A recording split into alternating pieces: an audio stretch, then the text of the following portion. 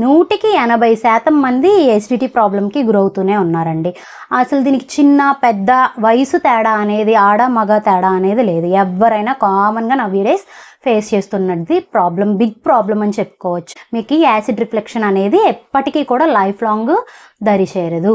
Hello everyone, this is nutritionist Priyanka from Nidhi's health line channel. So 100కి 80% మంది తరచుగా ఇబ్బంది పడే ప్రాబ్లం ఒకటి మనం ఈరోజు డిస్కస్ చేసుకోబోతున్నామండి. అదే ఎసిడిటీ ప్రాబ్లం. అసలు గట్ హెల్త్ కరెక్ట్గా ఉంటే మనం ఆరోగ్యంగా ఉన్నట్టేనండి. కానీ గట్ హెల్త్లో ఏదైనా చిన్న డిస్టర్బెన్స్ వచ్చినా కానీ మనం ఆరోగ్యంగా లేనట్టే లెక్కేసుకోవాలి. సో అసలు ఈ గట్ హెల్త్ ఎలా ఇంప్రూవ్ చేసుకోవాలి, న్యాచురల్గా గ్యాస్ వచ్చినప్పుడు హోమ్ రెమెడీస్ ఏమేమి ఉపయోగించవచ్చు అనేది ఈరోజు మనం ఈ వీడియోలో తెలుసుకుందాము.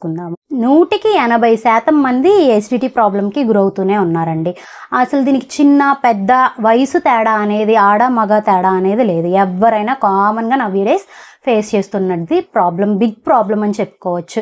నలుగురిలో ఉంటారు, వర్కింగ్ ప్లేస్లో ఉంటారు, స్కూల్స్లో ఉంటారు. ఎసిడిటీ వచ్చి తేన్పులు వస్తూ ఉంటాయి, లేదా ఫాట్స్ వస్తూ ఉంటాయి. సో దాన్ని చాలా డిస్కంఫర్టబుల్గా మనము ఫీల్ అవుతాం, అలాగే ఎదుటి వాళ్ళు కూడా డిస్కంఫర్ట్గా ఫీల్ అవుతూ ఉంటారు. సో వీటన్నిటికీ చిన్న చిన్న హోమ్ రెమెడీస్ తోటే మన ఇంట్లో నుంచి చెక్ పెట్టేయచ్చు. అదేంటో ఇప్పుడు మనం తెలుసుకుందాం. సో అసలు చాలామంది చేసే తప్పు ఏంటంటే ఫుడ్ 100% తీసుకుంటారండి. అంటే ఈ టైం 1 గంట అయిపోయింది, ఆకలి లేకపోయినా అన్నం తినేయాలి, అలా ఎప్పుడూ చేయకూడదు. మీకు ఫుల్గా ఎప్పుడైతే ఆకలిస్తుందో, కడుపు ఎప్పుడైతే ఎంటీగా ఉంటుందో అప్పుడు మాత్రమే మీరు ఆహారం అనేది తీసుకోవాలి. దట్టు 100% అంటే ఫుల్గా తినేయకూడదు. ఎప్పుడు కూడా 75% మాత్రమే ఆహారాన్ని తీసుకుని 25% అనేది ఖాళీగా ఉంచాలి. ఎందుకంటే ఆ 25%లో మనకి ఈ గ్యాసెస్ అనేవి, అంటే మన ఎంజైమ్స్ అనేవి రిలీజ్ అయ్యి ఆహారం అరుగుదల అనేది జరుగుతూ ఉంటుంది. ఆ ఆహారం అరుగుదల జరగడానికి మనం ఈ 25% గ్యాప్ అనేది వదులుకోవాలి. అలాగే తినేటప్పుడు మాట్లాడుతూ ఉండడం, లేదా తినేటప్పుడు తరచు వాటర్ తాగడం చేస్తూ ఉంటారు చాలామంది.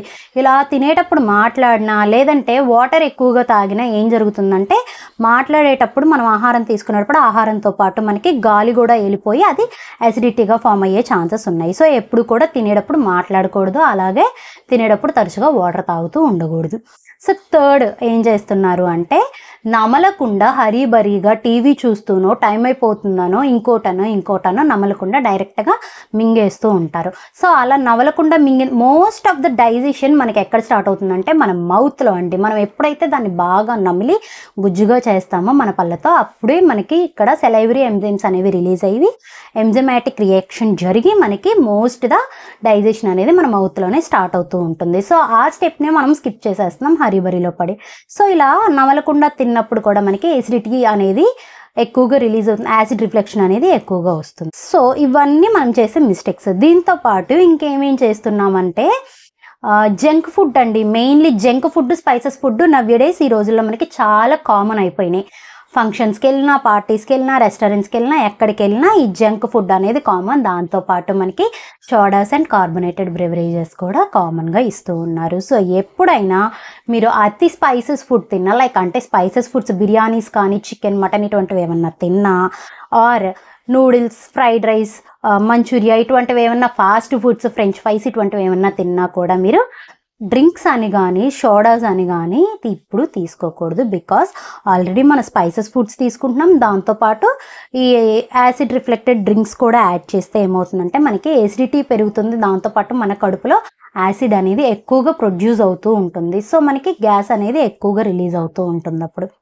సో ఇది కూడా చేయకూడదు అనమాట.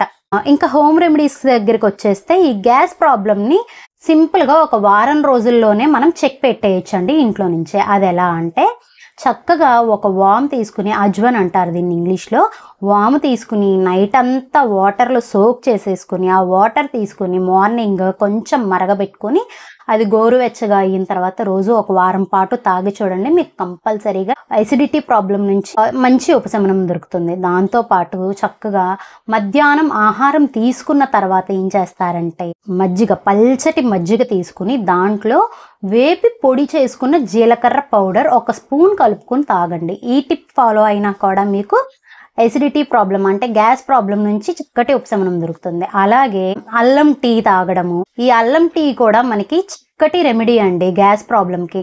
అల్లానికి మించిన ఔషధం లేదు. గ్యాస్కి.